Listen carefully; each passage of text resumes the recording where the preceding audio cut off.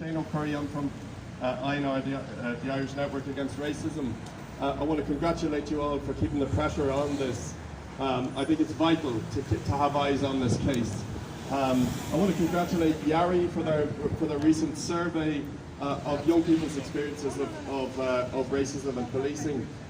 It chimes with INR's own data reports on racism, which tells us that there is racial profiling of ethnic minority people, that there is disproportionate use of force against ethnic minority people when they come into contact with Gardaí, that there is disproportionate and inappropriate use of the public order unit when policing matters that are concerned with all ethnic minorities, travellers, black people in the suburbs.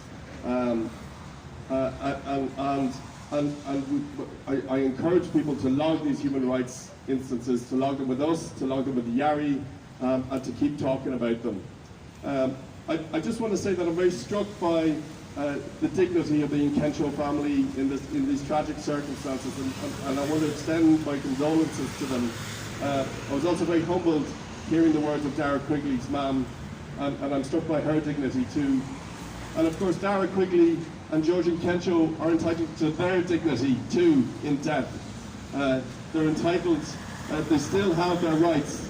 Just because they passed away doesn't mean that they don't have their rights. And notably, Article 2 of the European Convention on Human Rights, the right to life, still applies. The right to life means that if somebody is killed at the hands of the state, that they are entitled to a full, proper, transparent and timely independent and timely investigation into that death.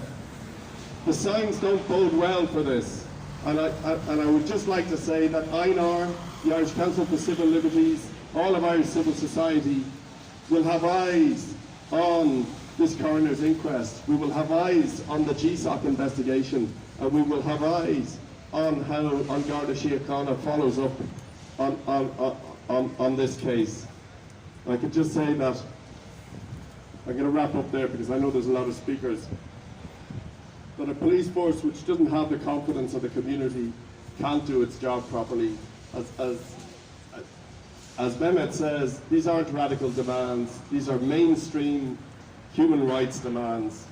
And the Nkencho family, George, as well as the Wheelock family and all other families whose loved ones have died or whose memories have been debased at the hands of Garda Síochána deserve that dignity.